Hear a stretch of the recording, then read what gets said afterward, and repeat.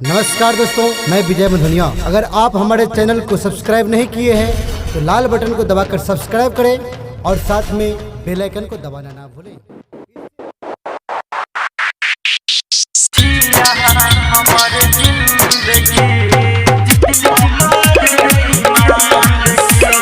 Music director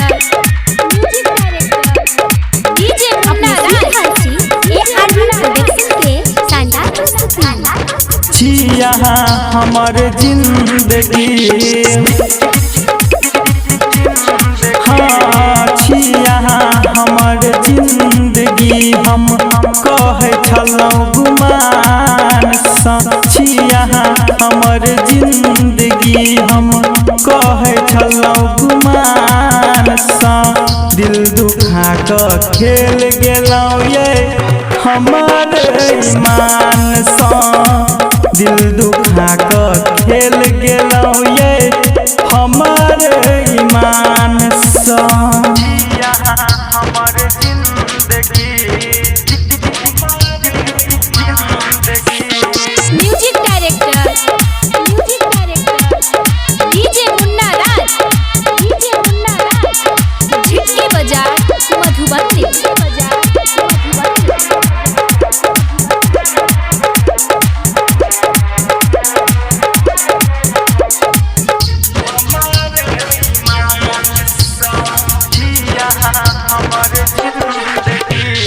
कन कन कऽ जीवन बिताबै छी कहुना।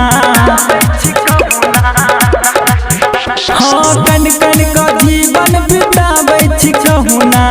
एक दिन सजनी अहू कानब ये ओहिना। अछि कसम अहाँके ये गोरी, देखब ने हमरा पलट के।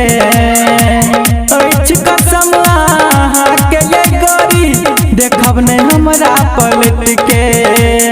दोसर के सिंदूर मांग में, हाँ दोसर के सिंदूर मांग सजा कऽ घूमै छी अहाँ शान सँ। दिल दुखा कऽ खेल गेलहुँ ये हमर ईमान सँ। दिल दुखा कऽ खेल गेलहुँ ये हमर ईमान सँ। हमर जिंदगी म्यूजिक डायरेक्टर डीजे मुन्ना राज झिटके बाजार मधुबनी रिकॉर्डिंग बाय ये आर्मी प्रोडक्शन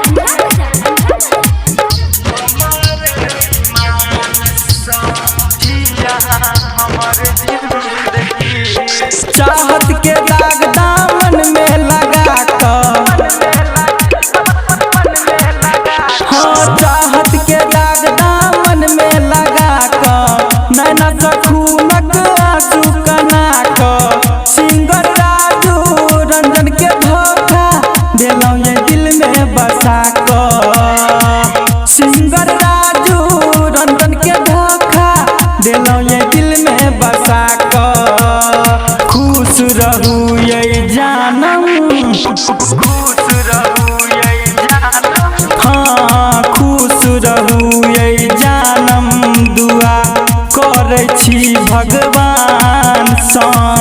दिल दुखा कऽ खेल गेलहुँ ये हमर ईमान सँ।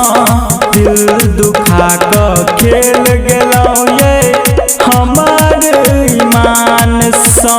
रिकॉर्डिंग बाय ये आर्मी प्रोडक्शन अंधरा बाजार